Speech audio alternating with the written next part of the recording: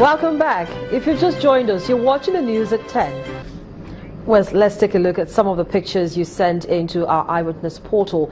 First is this one from Gusau in Nasarawa State. It shows the aftermath of a fire outbreak at the Zamfara State Medical Store. Our eyewitness attributes this to poor response of the fire service in the state, despite the short distance to the agency. He wants the government to look into this. This next one from Ekiti State shows an electricity transformer on Inisha Street in Otun Ekiti area. According to our eyewitness reporter, the community has been in darkness for the past 15 months because the transformer is faulty. He wants the electricity distribution company to come to their aid. From Amor Dofin in Lagos comes this one showing cows disrupting vehicular movement on Ekwa-Akete Road. Our eyewitness reporter is warning against the risk of such and is asking the authorities to check this. And finally, we have this picture showing indiscriminate dumping of refuse at Boundary Bus Stop in Ajegunle, also in Lagos State. According to our eyewitness reporter, litter like this lines up the road all the way to several other bus stops. He wants the authorities to check perpetrators of this act. We'd like to thank you for sending in those pictures and urge you to keep them coming. It's another farming season in Benue State, but memories of the clashes between herdsmen and farmers still fresh in their minds. Residents are raising concerns for their safety. To this end, the Benue State Police Command has read the riot act to violent herdsmen and criminal elements among farmers in the state. The Commissioner of Police in the state gave the order at a meeting convened to implement the peace agreement brokered between Agatu farmers and the herdsmen by the governors of Benue and Nasarawa states. The frequent clashes between herdsmen and farmers in Benue State have been a cause for concern to citizens and the government alike. That informed this peace and reconciliation meeting between herdsmen and farmers in Benue and Nasarawa states, convened by Governor Samuel Otom and Tanko Al-Makura. The Agatu in Benue State and Fulani herdsmen agreed to make peace and forgive each other. B. The dedicated routes agreed by both parties for movement of cattle are as follows. Oguto Adanyi. Oguto Adanyi to Ogumagbo Bagana. C. The above privilege is only granted to indigenous Fulani herdsmen who were known to Agatu people before the crisis. That is part of the agreement reached after much deliberations with the police authorities of both states in attendance. They want Agatu farmers and Fulani herdsmen to ensure peace throughout the grazing season this year. Children should not be allowed to rear cows. And again, the resident Fulanis too should not entertain, should not harbor the Fulanis that are on transit. 3, we equally mention that anytime Fulanis destroy the farms, they should agree, they should hold on to it. We've had some of these solutions to say, or some soft landing for whoever that is feeling bad, both for the farmers and the rearers. So we expect that when they go back, the situation will be better. It will not be as it used to be. To ensure peace reigns between Fulani herdsmen and farmers, the police say they have put in place adequate security measures to enforce compliance by all parties involved. The 145 children rescued by security agents in Jos, North Central region of Nigeria, have been reunited with their parents. The Pt.2 State Commissioner for Women Affairs and Social Development, Mrs. Rufina Gurumyen, told Channels Television that the children were returned to Bauchi State as directed by the magistrate handling the matter. She added that those accused of trafficking them are to be remanded in prison custody while investigations continue. It was actually the effort of the special task force, as the Operation Safe Haven, that were able to dictate these children and brought them to the police station. We went to the assistant police commissioner, asked him on how they were faring. In the course of our interaction on how these children came about, we were able to discuss on a mutual understanding. Keeping them there was not going to be safe for Plateau people and for the children.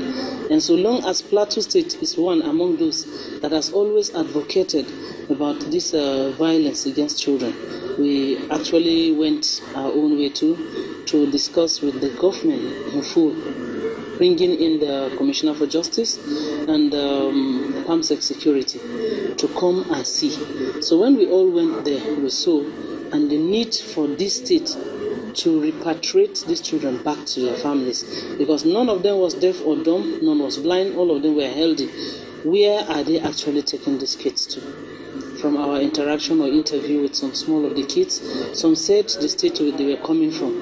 And so there was that need for the court to give us an order to take them back to their seats. If you want to buy food products, it is very important to check the expiry date and ensure it's not been tampered with.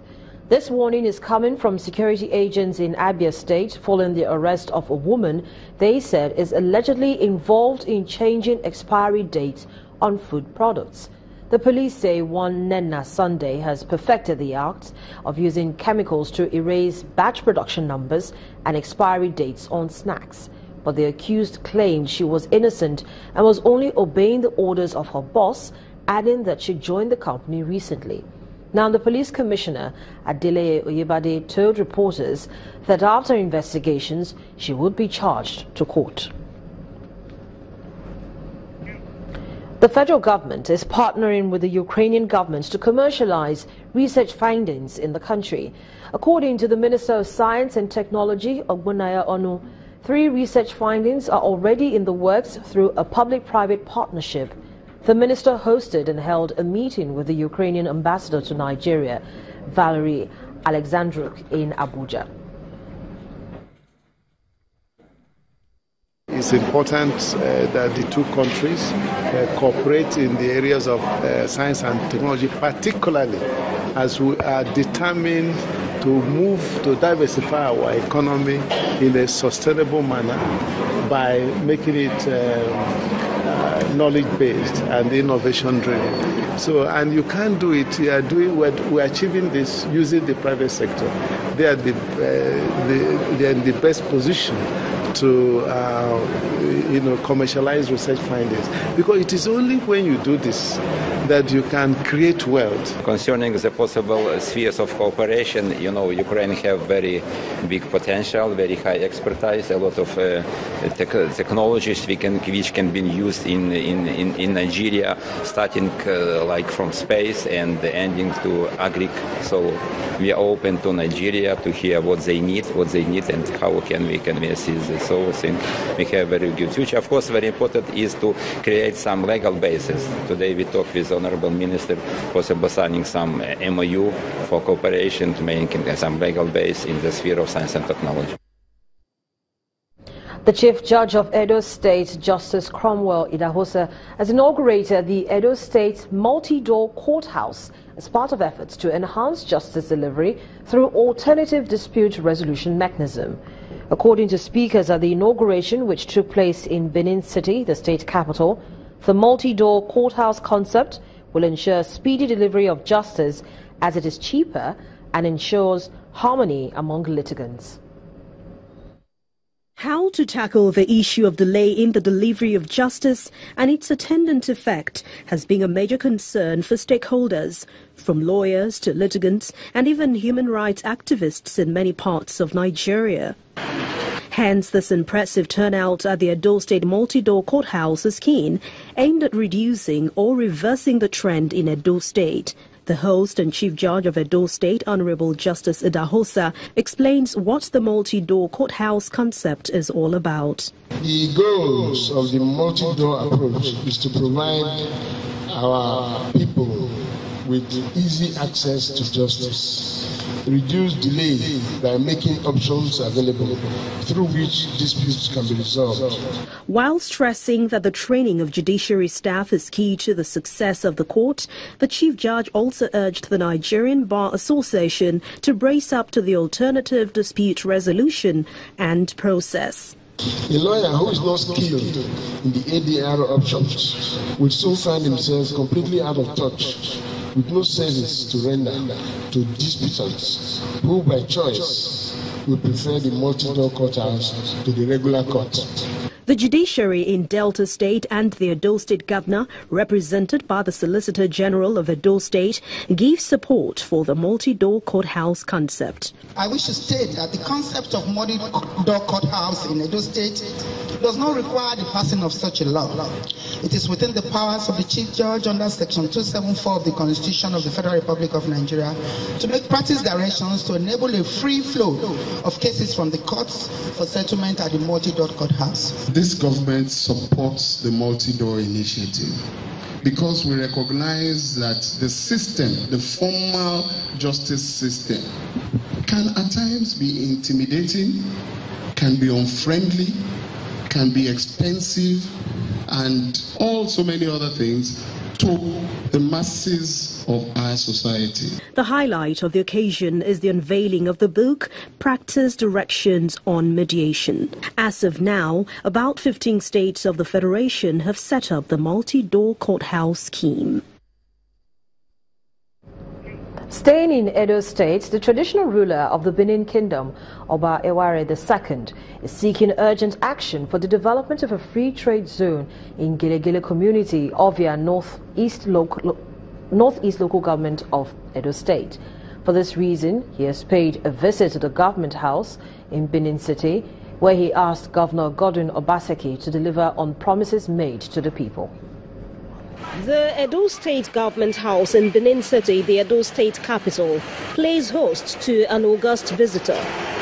Omonoba Nedu Ukwakolokolo Ewai II, Oba of Benin, accompanied by high-ranking palace chiefs, makes a rare appearance outside his palace in Benin City. Oba Ewai II immediately heads for a closed-door session with the Edo State Governor Godwin Obaseki.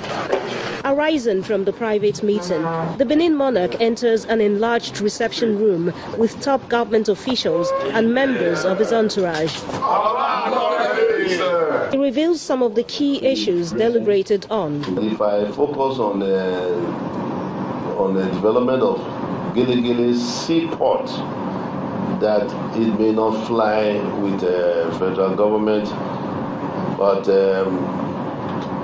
if I look towards development of export-free zone tied to agro-allied industries, that is what is most likely going to fly. Responding, Governor Obaseki assures the Benin monarch of his administration's aspiration of a functional Gele seaport. He states that plans are underway to consolidate on the pronouncement by Oba Eware II, stripping community development associations of leadership roles hitherto assumed in Benin Kingdom. We have finalized a draft bill, which we will be sending to the House of Assembly next week, which will criminalize any acts by any CDA. Because the statutes today currently does not criminalize the activities, because when people affected go to seek redress, the matter is usually treated as if it's a civil matter. The 40th Oba of Benin, Omonoba Nedu Ukwakolokolo Ewai II, by this visit to the government house, restates support for the Godwin Obaseki-led administration in moving Edo State forward. When the news at 10 returns, the Central Bank of Nigeria is set to hold its first Monetary Policy Committee meeting for 2017. That's on Business News.